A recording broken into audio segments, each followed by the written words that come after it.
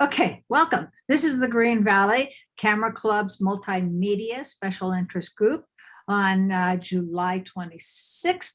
And we're ready to share videos and discuss them and all of that good stuff. So who has something to share today? Test, test. There's Todd. There's Todd. I don't know what the hell happens here. Settings seem to change on me, but like I said, after we worked on it last week, Kevin, it was working, and now it isn't. So I'll keep playing with it. Okay. Okay, well, at least you can hear us and we I can can see you guys, and you just can't see me. Okay. All righty. Back to who's sharing today. I do have a goodie to share. It's a quick little video, so if somebody else has something, they can go first. No. Okay. Uh-oh. Uh-oh. Okay, Ken and Lynn, I'm trying to get down who all's here, and Phil and Pat and Barb and me. Well, let's start off with Kevin. It always leads to a good discussion. Okay. Well, this was something that I put together last week when I was hosting, and I was worried that we wouldn't have anything to share and we would just look at me for an hour, and that would be very boring. So I put together this little video, and it's a thing on color masking. And Phil knows what this is all about, I'm sure. Basically, in a sense, you're taking one color and selecting that color in a piece of video. And then all the other colors, you can alter them. You could add saturation or do whatever you want. Well, what I've done is I've pulled the color down in everything else in the shot. So it's just the one color that I've picked. So anyway, it's a quick little 2-minute video, and it's just got some various footage of mine that I thought would be interesting for this kind of a demonstration. So we can chat about it later after you check it out. Okay.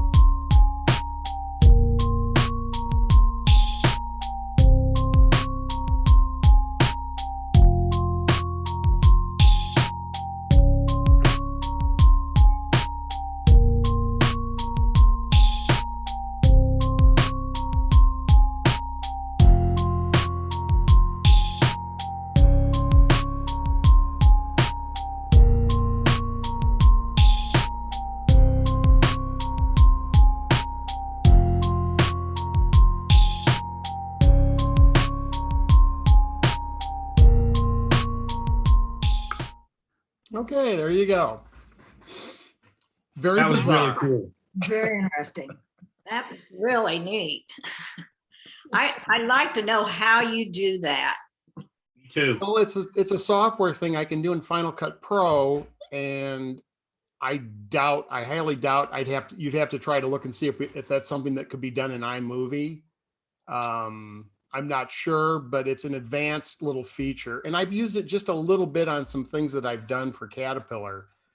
I've selected the color yellow, their yellow of a tractor or something like that, and then let everything else black and white. And it just kind of is an interesting thing. Like I said, you could make the other parts that you don't select, you could increase the saturation, or you could shift the color and make it kind of weird, and whatever it is you'd wanted to do with something like that. So anyway, it was just kind of a fun little demonstration of another thing that you could do in Final Cut. That's really cool. Do you start with the black and white and then bring back the color typically? Is that the process? No, and you know what I can do is I can fire up Final Cut here too at some point, and I can show you. But basically, you're starting with the color image, and then you've got a little eyedropper. You select an area or whatever it is that you're trying to isolate, and then by dragging the mouse, making that area a little bigger, you can expand the color. And so anyway, it's a nice little thing. I'll see if I can fire it up here as we're chatting about this. Okay, so I'll add to that. We've been doing black and white stuff here at my photo club at Mary's Woods. And so I do know that in Apple Photos that there's an eyedropper, and you can pick a color and can probably slide the other colors down. It's worth a try for still pictures, especially if you're doing putting in. And Kevin, were all those videos, or were some of those stills? No, they were all videos. So They were all video. Okay, Yeah. but they look like they could have been Ken Burns, sorry for the name, still pictures. Well, the thing that's great about it is you can add different color in terms of, or you can select whatever it is you want to select, and then I can also add my movement to the video like I normally would with a Ken Burns effect. So Yeah. if you want, I can show you real quick in Final Cut what we're doing. This Sure. might make a little more sense. Hang on a second here. Hey, Grace, I don't know about the Apple stuff, but you can certainly do this in Photoshop. Well, yeah. I was thinking in Lightroom and Photoshop, but I think in Lightroom I might even be able to do it, Yeah, I'm sure you can. I'm sure you yeah. can. which is what I've been working with to change things to black and white. It's interesting to notice the scene that Kevin had with the ocean where there basically isn't any color. So I he tried know. to select something and there was really nothing there. So you gotta have some saturation to make it work. Yeah. Well, I think the thing, Phil, that I was trying to do with that was I was saying to myself, okay, there's blue in the sky, blue in the water, everything else. And so I was just selecting a little bit of the tree as my thing. It works better. Like here, I was going to show you this one, the barn scene in Final Cut, because that's a great example. So here's our goodie.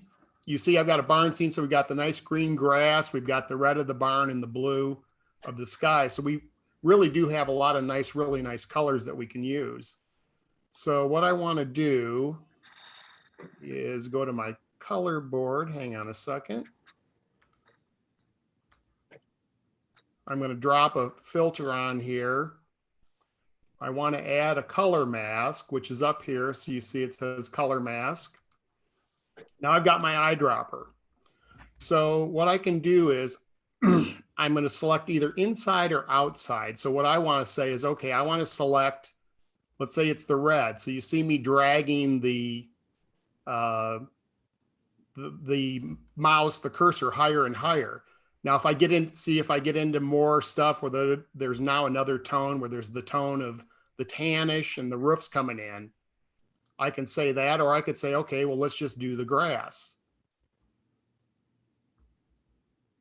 And so then what I'll do is say on the outside, so that was on the inside. So that's saying inside the mask, that's what I'm doing. In the outside, I just take the saturation up here in the top right and I drop the saturation down. So you see all we've got is the green. Hmm. Now you could also go in and say, okay, well, let's alter the color of everything else. So, I mean, this could get very funky and bizarre and whatever, however you want to take something, but I just think of it more as like the selective color thing. And I think that just by dropping the saturation and saying, okay, that's what I want, or let's just do the blue, same way. And then from there, you can just play the video once it renders. And you just have that color. So anyway, it's kind of just, it's a fun little, you know, I think you look at it as not exactly, you're going to do this with everything that you're doing or playing with, but just kind of a fun way maybe to isolate something and give it some more attention in a way. Neat technique. I like it. Yeah, I like that. And I've always admired the still photos that have the one color spotlighted and the rest going to shades of black and white. Sure. And so I'm just thinking, if I can't do it in iMovie, how could I do it? But I might be able to. But Lightroom, I'm sure I can. Oh, definitely. I think you could go in and no problem in your photo editing software and do it, then bring it into iMovie and then add some Ken Burns, some movement to the photo to give it some life. Right. But And I know we can do that. I'm quite sure, I'm quite sure we can do that in the Photos app of the Apple. Yeah. Yeah, that definitely makes it fun. It's just, you know, again, you don't want to do it like I did it for the whole video. And as Phil said, some of the scenes don't work as well because you don't have that big contrast of colors, or there's only just a little bit of color in a certain scene. But when it's really obvious what you're doing, like the barn shot where it's just the red of the barn and there's no other color, it really does bring your eye to that object. So It really stands out. Yeah, yeah. So anyway, it's kind of fun. definitely. Anybody have any more comments to add? We need to welcome our foreign national here. Larry is on. Yes, indeed. Larry, welcome. You got to unmute yourself though and start over. Larry, your audio is muted. Oh, hit your space bar or the bottom left. Is that unmuted now? There you Oh, there we go. go. Oh, I had something else up because I was looking up something to add to this discussion on color. I've not just, but a month or so ago, finished a fairly long video on using material from as far back as '99. So the color was kind of all over the place, and much of this color had started out as stills. Others had started out on a camera, 2 versions back, been made into videos on VCR, converted from VCR to DVD to digital. So the color was really crazy. So I'd watched some of the stuff that Phil and Gary had done on this kind of stuff. So I spent a fair bit of time on it, and I was pretty happy with what came up. I was just looking at what I had, and in Premiere Elements, there's an HSL is one of the options, and I used that for a lot of things, and I can't remember what the other ones were. That's the only one I looked up. Anyway, my input. Good to see y'all. Thank you. So the kinds of things that Kevin is doing on Final Cut can definitely be done on Premiere Elements. And how about the other Premiere? I'm sure it's available on all of them. Yeah, it's Premiere Pro. It about 5 years ago, it became very popular in Hollywood commercials. And you'll see a lot of commercials a few years back that took advantage of this. A guy walking around in a green suit and everything else is black and white. that kind of stuff. So it's really cool. Good job, Kevin. Well, thanks. Well, it was Good. like I said, it was a quick little goodie just to kind of say, hey, here's some other things that possibly can be done at some point. So I liked your music choice again, Kevin. Yeah. Nice. It went with the topic. well, thanks. Well, well, especially with this one, you just think, okay, we're doing something that's a little goofy. And so you just find some music that is a little different or whatever. So that was kind of, I think they categorize that as kind of a hip hop kind of music. So it just kind of had some weirdness to it to go along with the weirdness of the video that I was sharing. Good choice, though.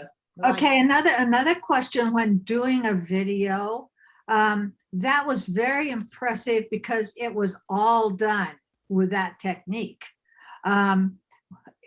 Would you throw in some of that in with another video that's all color?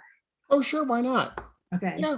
I mean, like I said, I've done and I'd have to find one of them for you, but I've done some for Caterpillar where kind of before we start the actual video, we have just a little quick clips of the machine working and stuff. And so I'll do that little effect, for like a couple of seconds, and it just kind of makes that machine pop a little better. And so it's just kind of an interesting, you don't want to, it's like anything else. You don't want to do all this stuff all the time, so it's like if you're doing a certain lens, a certain wide angle lens, maybe on your camera or something, and you're shooting everything that way. And at some point it maybe becomes a little boring, where if you can switch your lenses and have a more telephoto lens or whatever, it just kind of makes things more interesting. So I always think a little is good. Don't go too far with any of this stuff. Okay. Did anybody else have any videos to share?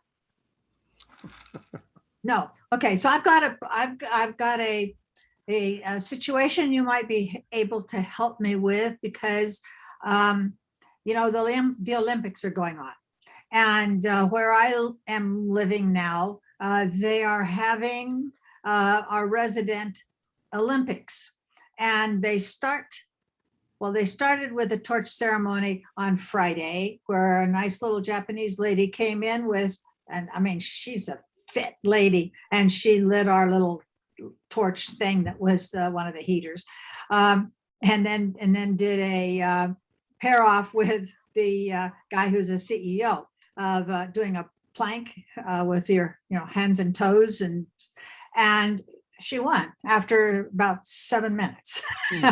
But I was shooting video and I was using Filmic Pro's double take, and I was using my ultra wide and my telephoto, 2 lenses to take the picture. So, and discreetly, so they're separate files. But today starts the games, and there's one a day for 10 days. So 5 today, 5 next week. And so as soon as this is over, I'm going to go start because shooting. Today starts the putting, and I've signed up for that. But I was just thinking of types of shots. I'm thinking of a low shot with the ball rolling across. Things that I can do without getting in people's way. But I want to just get a little bit of each of the games, not everybody's game.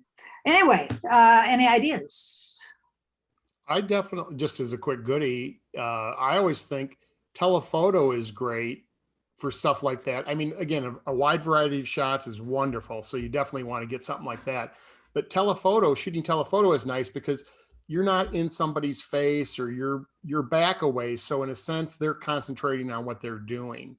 Right. And you maybe can get better reaction shots or whatever's going on. They're thinking about other stuff. I always find if you're within, let's say somebody's putting today, and it's not you, and good luck, by the way. Thank you. If you're, let's say 5 feet away from somebody, well, they're gonna see you, and you're gonna distract them. Right. Well, if you're 30 feet away and you're shooting telephoto, then they're more concentrating on what they're doing and not what you're doing. So, Well, and that's a very good point. I intend to go out with my iPhone and my gimbal. Not a big camera. At least that was my plan anyway, but I still have a telephoto lens. So I can get them without being too close. well, I think the gimbal is going to be great in terms of, you know, walking around and showing some motion of what's going on. And I like your idea of the ball rolling and getting low and stuff like that. I think it's come up with a variety of stuff. You know, you don't want to just stand in one spot and shoot there the whole time. Oh, no. Move no. around, get your real wide shots showing kind of the setup, maybe some signage that's going on if they've got some of that. They do, yeah. And, you know, sometimes with some of these things, if you're thinking about putting together a video for your Mary's Woods, like you did with your piece that you did before that you showed us about a month ago, and maybe it's people being signed up, if there's a sign up table, spectators that are watching, people talking, kind of, you know, chit chatting before they're going to start putting and stuff, or any of the events. And I think you just cover it kind of like a journalist in a way. So with that torch thing, I remembered, I learned from you guys, Phil and Larry and the rest of you, about B-roll and the importance of shooting some B-roll stuff. So I did, you know, audience and so forth before it started and afterwards when the nice little lady was talking with her group of people afterwards and stuff. So that kind of thing there, since there are each new group of people challenging each other once an hour, there'll be, you know, times to go back for each of the games. So they're like horseshoes and putting and cornhole and badminton and billiards and table tennis and shuffleboard and water polo. And I've left out two, which I'm not sure. Oh, bocce ball and croquet. It sounds like there's going to be a lot of great events and a lot of things that have a lot of action to them. So the other goodie too, and I always say more is better than less in terms of shoot the heck out of it. You can always, you know, come back. You always would rather have more shots than not enough shots. There's nothing worse. Phil can agree with this. There's nothing worse than having to use a shot a second time because you've run out of footage. It's never, never fun. Yeah, right. Even if it's a different section of it or anything. Yeah. Well, Grace, one thing you might think about is using contrast in your final product. In other words, going from really slow events to really fast events, and then think about the music that you're going to use in that. And what it does is it keeps the audience's attention by going from some real action of the water polo to somebody playing chess. I don't know. Yeah. I don't Well, know that's not why. Yeah, but yeah. You see what I'm saying? I Think do. about how you're going to put this together. Right. Okay. After the fact, I got to get it shot first, but I think about it before the fact, actually. Well, because I can shoot slow motion. Mm-hmm. Yeah. Time That's lapse part won't of do the it. But, pre-planning, though. Think about how you're going to shoot it in relationship to how you're going to put it together, how you're going to edit it. uh-huh. The other quick suggestion I have, which I like your idea, Grace, of shooting the slow motion. I always try to, if I'm going to do some slow motion, then do some regular speed of the same event. Because sometimes, for whatever reason, one works better than the other. The other goodie too is you can sometimes incorporate, let's say, regular speed of let's say it's croquet, and the person's hitting the ball with the mallet, and you would record it regular speed and then do some where you did some in slow motion of it going through the wicket or even the striking of the ball. And it could be a thing where to start, it could be slow motion where they're striking the ball, and then the ball goes regular speed And as it's then, rolling, and then maybe there's another shot where it's going through a wicket and it's slow motion again, or whatever. right. Well, the nice thing is that there are going to be enough people doing it and repeating it every hour. So it doesn't matter that I'm getting one game. It can be shots from a number of them. Definitely. Oh yeah. And mixing since that. there's only one game per day and about 6 or 7 sessions. Well, 10, 11, 12, 1, 2, 3, 4. That's seven times. So, yeah. Plenty of opportunity. And it's hot here. It's for us. For us. It's in the 90s. Who said photography was easy? Right. And I can come back in and get another camera too. I don't have to do it all with my iPhone and my gimbal. I could try to use something bigger. Well, you might be able to, the other thing too is maybe you incorporate some still photography in this. So it's not just all video. So shoot some with your iPhone and your gimbal, and then shoot some with one of your still cameras.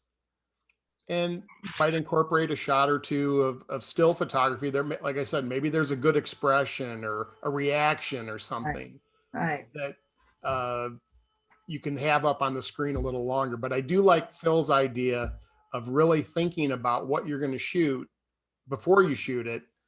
And then also thinking about it, okay, in post, when I'm going to edit this, what am I going to do with this stuff? So I think that's a really great idea. Okay, I've got a lot to think about.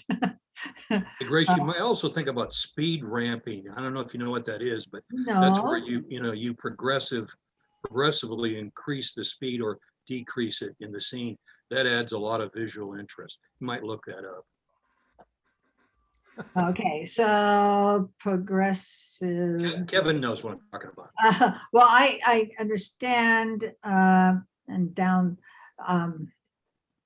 I'm trying to think about how I can do it. I think I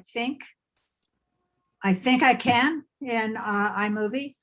Oh, I'm sure you can. NBC is using that technique right now on their setup pieces for the Olympics, which I find kind of boring, but they're working at it anyway. Yeah, you see, because they start off with a regular speed and slow it down Slow it down or speed it up. or speed it up.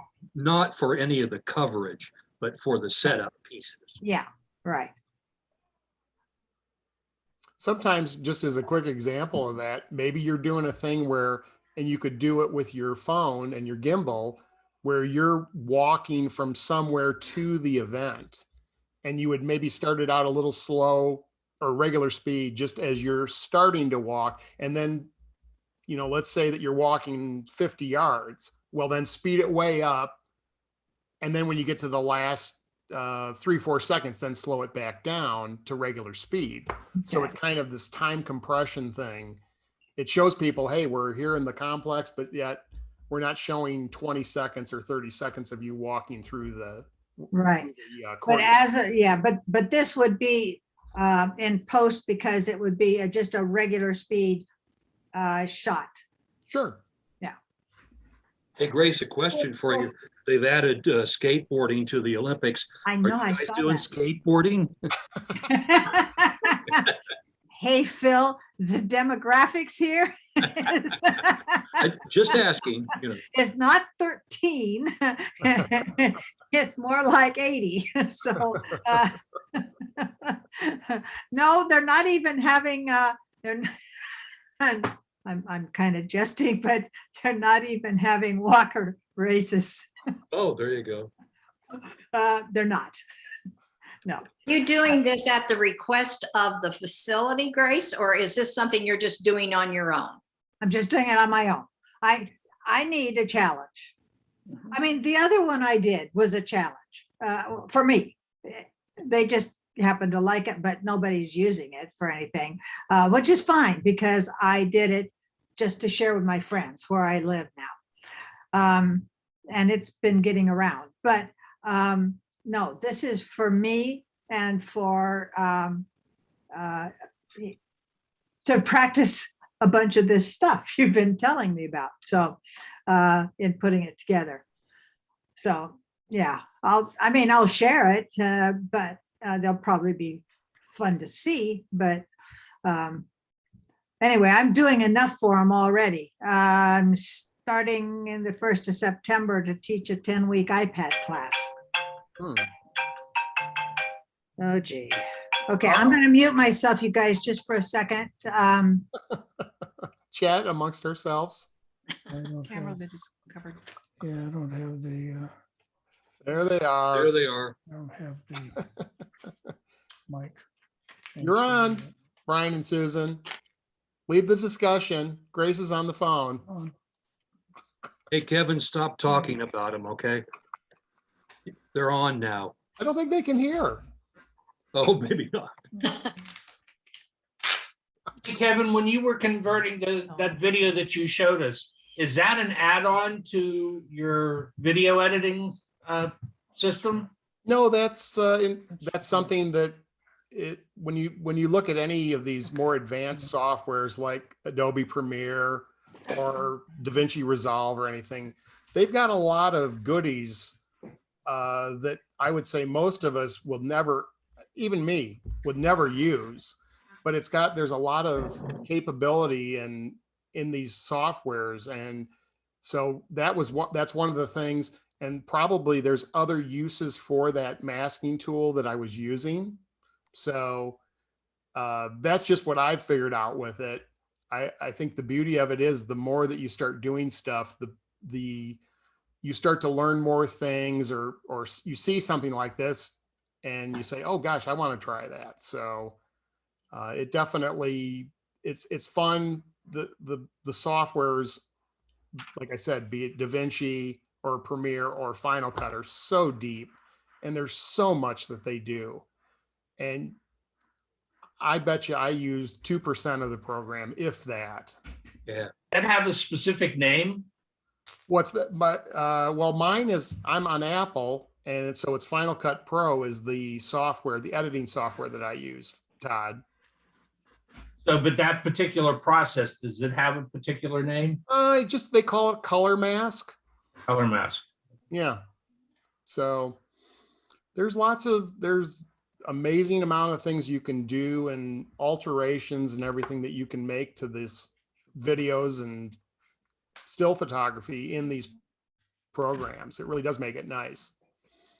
All right. Thank you. Thank you. Hey, you bet. Hopefully next week we can see you. Like I said, after you and I worked on it last, talked about it, I went in, I changed settings, it came up and everything, and I turned it on today, and I'm back to where I was, and I went back to where I changed those settings, and I'm toggling back and forth between them, but it's just not recognizing the camera. It's got to be a Zoom thing then. It's a Zoom thing, because on the regular, it works fine on my regular system, but for some reason in Zoom, and after we talked, I did update, got the latest version of Zoom and everything. So I'm puzzled as to why I can't get the video to work. Hey, Todd, if it's a Zoom thing, maybe someplace Zoom has a list of approved cameras. All right. I don't know that it is, but I'll check that out. Someplace. Thank you. You bet. Yeah, there are a lot of funny things in those Zoom settings. I have here a guy who happens to live right above me, and he was wanting to host our photography club, but I was wanting to show my phone, and we couldn't. And we couldn't show a partial screen when I wanted to show the keynote or PowerPoint. And it was a setting, it was one of the settings in the main part of the meeting basics, that you needed to have off about allowing other applications. It was counterintuitive that you would think you needed it on. but you needed it off in order to allow for those things to be able to work. And once I did do a search on Zoom, I think's help, and eventually found that. But it was very strange because he was the only person I couldn't do that with. But when I click on to, the address in the email, it brings me into Zoom and I see myself there. But as soon as I join the meeting, I lose the image. Yeah. I'll keep Well, playing with it. the other thing you might try, Todd, too, after checking on the cameras, like Phil suggests, maybe just type in a question to your browser and just type in a question like, I'm losing my camera isn't working on Zoom. And there may be somebody that's got that same issue and they've done a video on it, or there's some written goodie. I'm always amazed whenever I'm lost with just about anything I'm doing, and it doesn't have to be photography wise. Type a question into Google, Right. and boom, somebody's got it. So, Yep. Yeah. Yep. I will check that out as well. I thought after working with you last week, and then but after you and I got off and everything, I went into some of these settings and I got the video to come up and everything. So there's something here when I connect to the meeting that's blocking the video for some reason. And so I'll keep I will check that out. I do have, unless there's something else, I do have another question for everyone out there. go for it. And that is, I've recently started working with DaVinci Resolve. I know a few other people in the club are, which I think is great and everything. Does anyone have any recommended YouTube for learning the beginning, just the basics of it and trying to figure it out? Funny you should mention that. Go to the big website, Educational Resources, and you will find a recommended source on YouTube, a guy that does really excellent DaVinci Resolve videos. I'm sorry, Brian, could you repeat that, please? On the SIG website, Educational Resources, we list a guy who's got a lot of really good videos on DaVinci Resolve. All right, thank you. Is his name Brian? No, I watch his videos. Oh. Plus, if you really want to dig into in depth, Resolve has their own in-house produced. I'm about a third of the way through a 2-hour class on color grading in Resolve. About a tenth of it is sticking so far. Well, I have done one video for beginners on it and everything. It was only a half-an-hour video that I watched, and then I went back and watched it a second time, stopping it to take notes and everything. So that took me a few hours to get through and make notes and everything. But it helped because now I have 4 pages of notes that I've already started. I'm starting a video. I was hoping to be further along in it, but I just keep saying, well, it's a learning curve. It's a learning curve. I'm learning this stuff. So. Well, the nice thing about a video is you can go back and watch it again and go back and watch it again. Yes. So, well, thank you all for your information. Yeah, Well, the guy's name is Jason Yadlovsky. Yeah, Common spelling. but he speaks non-accented English.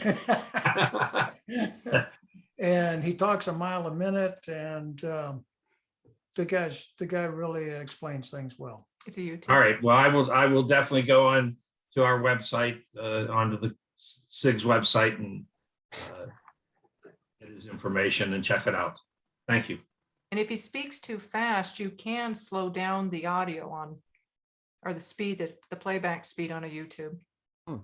How do you do that, Susan? You go to the little sprocket wheel, and one of the drop downs is speed. I usually take them up because people just drive me nuts on YouTube going too slow. but you can go the other direction, take it clear down to 0.5, I think, or maybe slower. Good to know. Mhm. Especially for really boring videos. You got to watch them. Well, the other thing too, Todd, I think that is always good as well is you just get in there and you start playing with the software and you try some things and then you get stuck a little bit, and then you might watch a video on why something isn't working the way you want it to, and then you go back and play some more. And I think a lot of it's just time using the software, and the more you use it, the more comfortable you get. And that's really with any software. Yeah, you're absolutely right, because I was the video I'm working on was my annual canoe trip, and I have the cover page with the images of the river and everything, but I'm putting some copy on it and everything. And so I did a couple of YouTubes on it and everything, but of course they never cover everything in it. And so I was trying to figure out how the heck to move where I wanted to place the copy that was going to read out over the image. And I had a hell of a time, but I finally found it, after putzing around. Actually, I was sitting in who the glass window replacement people. I had to replace the window in my wife's car, and it was going to be 3 hours. And my wife, she didn't want to do it. I said, well, that's okay. I'm working on this video. So I just went there and sat in her lobby and played around with it, and actually finally figured it out. Good job. And hopefully I'll have it soon to show. Excellent. Good. We'll look forward to it. Well, for anybody that is considering DaVinci Resolve, we strongly recommend you start with a simple 3-minute gallery show. Mhm. Just still photos, one after the other, and work on the transitions and the timing and the music and all of that. Start simple. I like that idea. Mhm. Might even be a minute, make a minute one.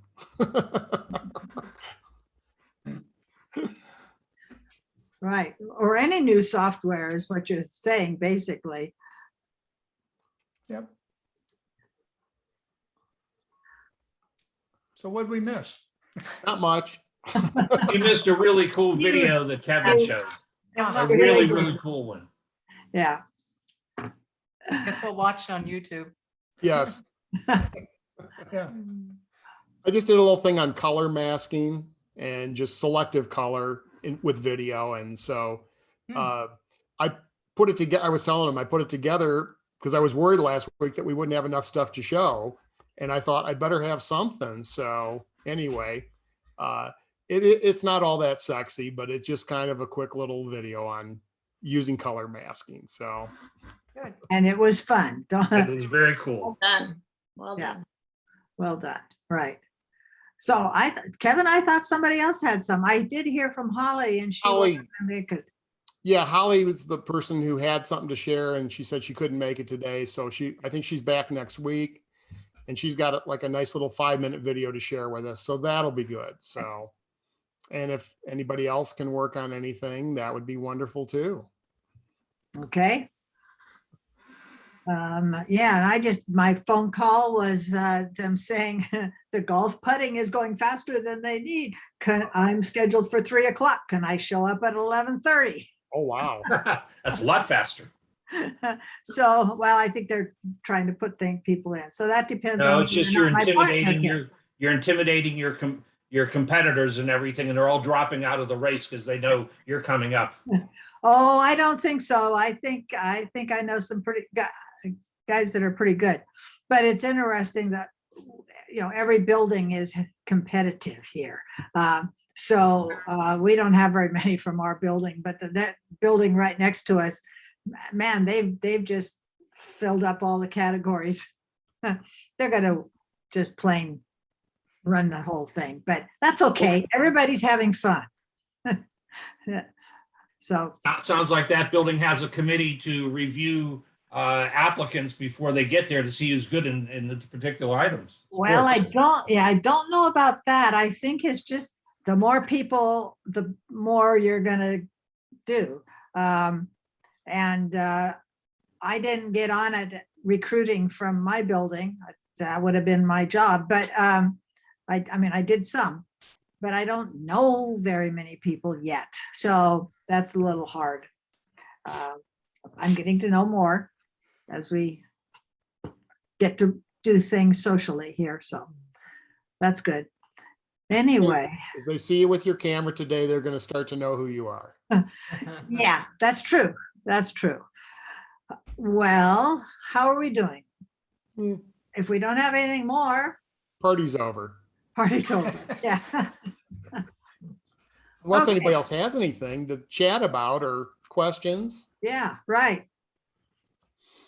Well, Kevin, we were having a little email conversation about growing the participation. Not sure how we do that other than go door to door and drag them into their TV or whatever, but anybody have any thoughts on that? We were just quickly, we were all, the three of us, Brian and Susan and I, were chatting about, we've got a good core of people that are here on Mondays, and obviously we all can't be here every week, but boy, it sure would be nice to see us. I think when this all started last year, we had about 20 or so people, and we've kind of lost a few people, that for whatever reason are not showing up near as much. And so anyway, we were just trying to, maybe at some point we start chatting about what we can do. Obviously, when we get back to having meetings at the clubhouse, and then we're going to Zoom them as well, which I think will be great for those that can't be there. I think we're going to have more people show up. So anyway, that was kind of our discussion. What do we do to get some more people to show up to this? Because it would be nice to, we all don't have videos every week to share. And if we've got 20 or 30 people that are showing up, one or two people share a video a week, that would be really nice. All right. The quick question is, when are we going to get back to the club? Well, That's maybe for Brian. my assumption is that if I had to guess, I mean, obviously you can go over to the club if you want on the days that are open, but I'm assuming for the meetings that probably, I bet, isn't going to happen until the snowbirds come back. Oh, okay. I just, that's my assumption. I don't know. So at some point, unless sometime in the fall here, maybe after Labor Day, we start having it. I think the other goodie, Phil, that we were talking about last week was just the technology of making sure we're able to incorporate the Zoom with the live meeting. Yeah, you're in charge of that, remember? No, that's Gary. Who we see has run away this week. I'm second banana on that. I think I'm just the roadie. I'm going to carry the gear for him, and he'll do all the technology. But I think that's where it ultimately starts to go, because just quickly, when I joined a year ago in January, since I've only been here a couple of years, and at the clubhouse, God, we used to have, there was at least 30 every week, I'd say. I mean, it was a really nice group of people. So yeah, that's why I'd like to get us back into the clubhouse again, but we don't want to exclude Grace and others who want to be online. yeah, I would agree. And I think that's, or even like somebody like Larry, who's up in Canada, and Oh, Holly. we don't care about Larry. Well, he's gone now too, so we can really talk bad about him. But yeah, I think that's where it ends up, that if we can incorporate both these things, we get the best of both worlds. And I'd like to see more people involved. That's all. So. Well, I agree. And I, for personal reasons, would really like to know what the technology is that you need for doing a hybrid. I've watched some videos and so forth, and I have an organization. We have monthly meetings, and the question is, can we do them hybrid? And so the videos I've watched indicate I have some of the equipment, but as far, I think audio is probably the biggest problem, as far as because I would only have my laptop, and that's not enough, I don't think. So I'm just interested in in what you would set up. So anyway, include me in a conversation sometime if you have one for the technology stuff. I'm assuming that you would have to have some sort of an interface. If we're showing something on the TV, the big screen TV in the clubhouse, that short of, pointing a laptop at that is not going to be really optimal for anybody watching on Zoom. But there's got to be some way to feed that signal into a switcher or a Yeah, lap. you're getting into using a audio mixer and a video switcher if you're going to really do it right. That's what I'm thinking. Yeah. That's why we're going to get you involved, Phil. Yeah. Okay. Yeah, well, I mean, I know that I can set up like an iPhone for a camera to the audience and a camera to the speakers. Or the, but it's the sound part, I think that, anyway, I don't have time to discuss it now. You got because golf. I got an 11 o'clock tee off time, right? 11:30. Anyway, I'm glad you're going to be working on that, though. We'll see if we can get Kevin is going to be working on it. Kevin and Gary And Gary. and We'll lend a hand. yeah. And I know Barb isn't going to want to be left out of this, and I'm not going to want to be left out. And I'm not sure when Holly's planning on coming back. So there are some of your faithfuls that want to still be included. This has been great. This has been great since I'm only there in Arizona for 3 months. So this has been a real treat to be able to participate year round. Back to those mics, if I'm not mistaken, is there a microphone? My husband has a hearing impairment, and he has this mic that has 12 mics around it, and he could set that on a table to pick up voices in that surrounding area. And is that the technology that's being used for these hybrid meetings then, where there's a special mic that's put someplace in a room that would pick up all of our voices for those that are in the meeting? Those surround mics are not magic, but if you just had a mixer and several microphones, and then people were aware that they needed to be heard by one of them, it'd probably work.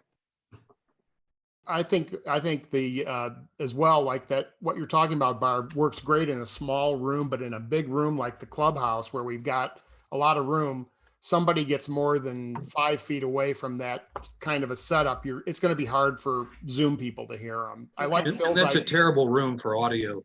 It's Yeah. really hard and echoey, but I think it could be done. It's just, you're almost going to have an operator to do all this. And do we want to do that? I don't know. Well, hey, Well, if we want to incorporate everybody, we'll Right. figure something out. We have a few people that can work a little technology, so.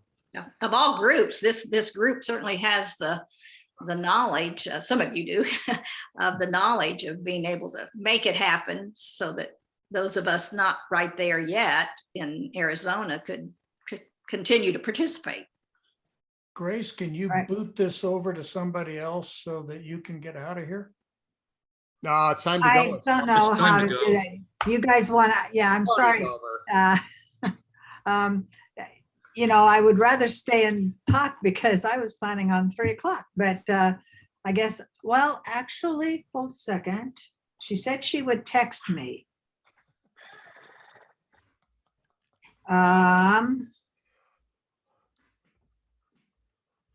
Hi, Grace, things aren't lining up as we expected, so you and Betty will stay at your 3. Oh,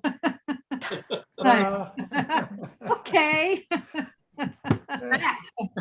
That could allow for more time Alrighty. you could practice some putting before you started too. Well, I've been practicing a bit. Yeah, they have some holes set with, it's just not straight putt. They've got a green that's got stuff on it, you got to hit it up here to bank around. And I got a hole in one where it did it up and around and curved around and into the hole. Oh, of course. Do they have a windmill? Huh? Do they have a Good point. No, they don't have a windmill. Okay. And it's 9 holes. Yeah. So anyway, I don't have to leave at the moment, but anyway, is anybody else have anything, or we can close off the recording at this point? Yeah, I think you can shut the recording off. Sure. I got Okay. a couple of questions. past the Okay. Recording. All righty.